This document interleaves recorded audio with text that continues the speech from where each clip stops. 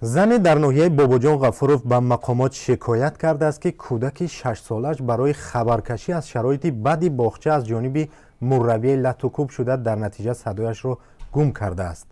این حادثه اول ماه ایون در باغچه اندلیب ناحیه باباجان غفورov ولایت سوخت رخ داد.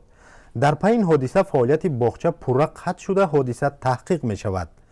ملاحت قربان و ساکن ناحیه باباجان غفورov ولایت سوخت گفت پسر 6 سالش پیوسته از شرایط خواب و مناسبت ناخوب در باغچه شکایت میکرد.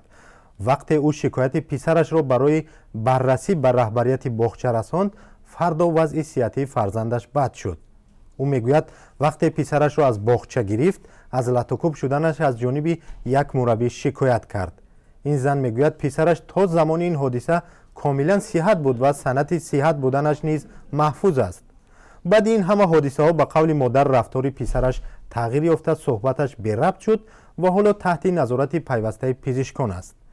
ملاحت قربان او از این حالت به شعبه کارهای داخلی و حکومت محلی شکایت برده است.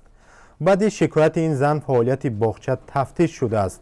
بنابر جوابگو نبودن به فعالیت بخطری، فعالیت این باغچه قطع شده است. باغچه در نزد نقطه فروش سوزشواری جایگیر بود و مقامات آن را خطرناک برای کودکان می‌دانند.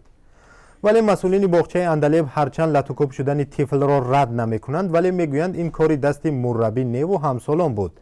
زینورا حاجیبای و مدیر باغچه اندلیب بر رادیو آزادی گفت همسالانش پسر این زن را با پا پشت زدند و مربی که این حادثه را پیشگیری نکرد از کار پیش کرده شد.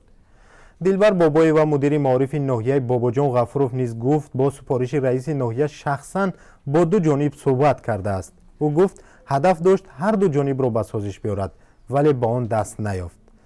اندلیب یک شبکه باغچه ها است که در ولایت سوخت و شهر دوشنبه کار میکند.